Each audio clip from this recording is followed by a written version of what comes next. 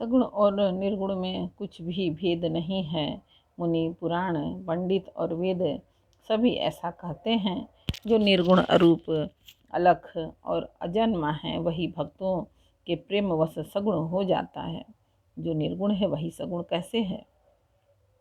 जैसे जल और ओले में भेद नहीं, दोनों जल ही हैं, ऐसे ही निर्गुण और सगुण एक ही हैं। जिसका नाम ब्रह्म रूपी अंधकार के मिटाने के लिए सूर्य है, उसके लिए मोह का प्रसंग भी कैसे कहा जा सकता है? श्री रामचंद्र जी सच्चिदानंद स्वरूप सूर्य हैं, वहाँ मोह रूपी रात्रि का लवलेश भी नहीं है। वे स्वभाव से ही प्रकाश रूप और भगवान हैं। वहाँ तो विज्ञान रूपी प्रातः काल भी नहीं होता। अज्ञान रूपी रात्रि हो तो तब तो विज्ञान रूपी प्रातः काल हो। भगवान तो नित्य ज्ञान स्वरूप है। हर्ष, शोक, ज्ञान, अज्ञान, अहंता और अभिमान ये सब जीव के धर्म हैं। श्री रामचंद्र जी तो व्यापक ब्रह्म, परमानंद स्वरूप, परात्पर प्रभु और पुराण पुरुष हैं। इस बात को सारा जगत जानता है।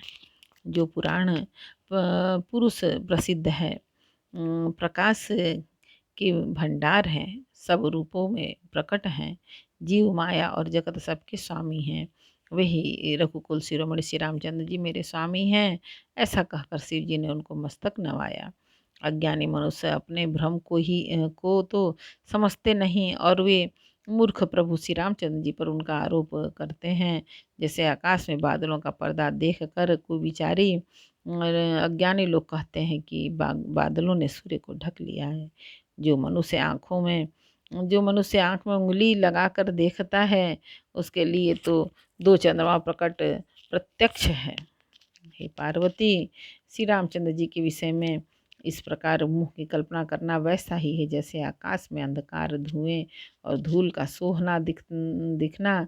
आकाश जैसे निर्मल और निर्लेप है, उसको कोई मलिन या स्पर्श नहीं कर सकता। उसी प्रकार भगवान श्री रामचंद्र जी नित्य निर्मल और निर्लेप है। विषय, इंद्रियां, इंद्रियों के देवता और जीवात्मा ये सब एक ही सहायता से एक चेतन होते हैं। अर्थात विषयों का प्रकाश इंद्रियों से, इंद्रियों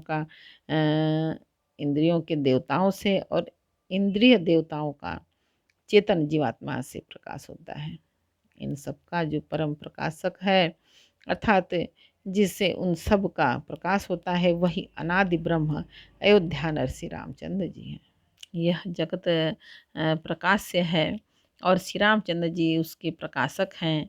वे माया के स्वामी और ज्ञान तथा गुणों के धाम हैं, जिनकी सत्ता से मोह की सहायता पाकर जड़ माया भी सत्य सी भासित होती है। जैसे सीप में चांदी की और सूर्य की किरणों में पानी की बिना हुए भी प्रतीत होती है। यद्यपि यह प्रतीति तीनों कालों में झूठ है, तथापि इस भ्रम को कोई हटा नहीं सकता। इस तरह इस संसार भगवान के आश्रित रहता है। यद्यपि यह असत्य है तो भी दुख तो देता ही है। इसी तरह यह संसार भगवान के आश्रित रहता है। यद्यपि यह असत्य है तो भी दुख तो देता ही है। जिस तरह स्वप्न में कोई सिर काट ले तो बिना जागे वह दुख दूर नहीं होता। हे पार्वती, जिनकी कृपा से इस प्रकार का भ्रम मिट जाता है, वही कृपालु श्री रघुनाथ जी हैं, जिनका आदि और अंत किसी ने नहीं जान पाया। वेदों ने अपने बुद्धि से अनुमान करके इस प्रकार नीचे लिखे हुए अनुसार गाया है।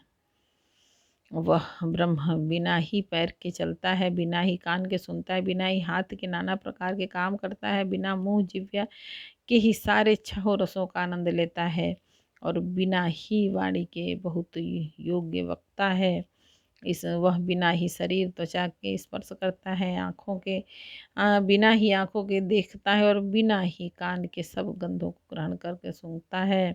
उस ब्रह्म की करने सभी प्रकार से ऐसी अलौकिक है जिसकी महिमा कहीं नहीं जा सकती।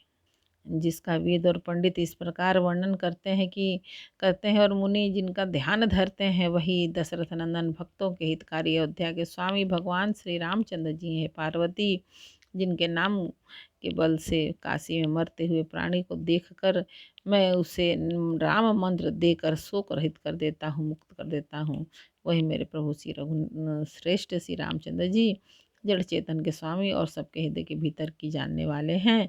विवश होकर बिना इच्छा के भी जिनका नाम लेने से मनुष्य के अनेकों जन्म के किए हुए पाप जल जाते हैं। फिर जो मनुष्य आदरपूर्वक उनका स्मरण करते हैं, वे तो संसार रूप समुद्र को गाय के खुर से बने हुए गड्ढे के समान पार कर जाते हैं। वे हे पार्वती वही परमात्मा श्री रामचंद्र जी हैं। उनमें भ्रम देखने में आता है। तुम्हारा ऐसा कहना है अत्यंत ही अनुचित है। इस प्रकार का संदेह मन में लाते ही मनुष्य के ज्ञान, वैराग्य आदि सारे सद्गुण नष्ट हो जाते हैं। श्री जी के भ्रमनाशक वचनों को सुनकर पार्वती जी ने के सब कुतर्कों की रचना मिट गई। श्री रघुनाथ जी के चरणों में उनका प्रेम और विश्वास हो गया और कठिन असंभावना जाती रही। बार बार स्वामी श्री जी के चरण कमलों को पकड़कर अपने कमल के समान हाथों को जोड़कर पार्वती जी मानो प्रेम रस से सान कर सुंदर वचन बोले।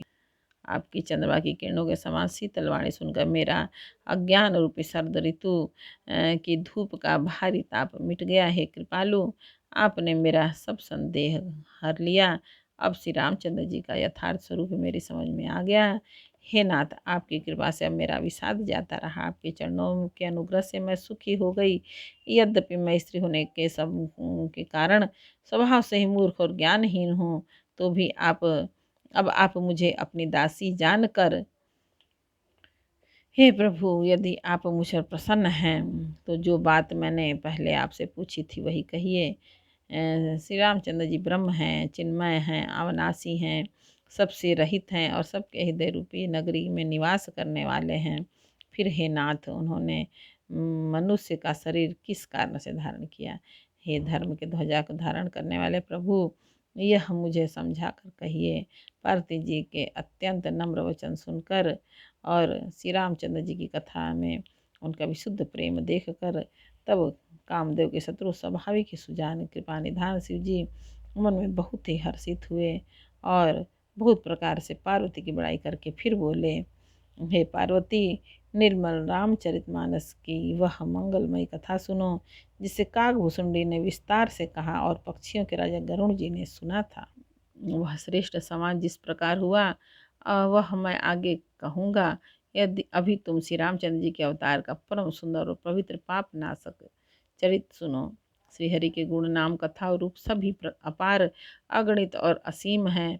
फिर भी हे पार्वती, मैं अपनी बुद्धि के अनुसार कहता हूँ, तुम आदर पूर्वक सुनो। एक बार बोलो रामायण मैया की जय। बालकांड का 5वां श्री राम जानकी भोलेनाथ माता आदि शक्ति।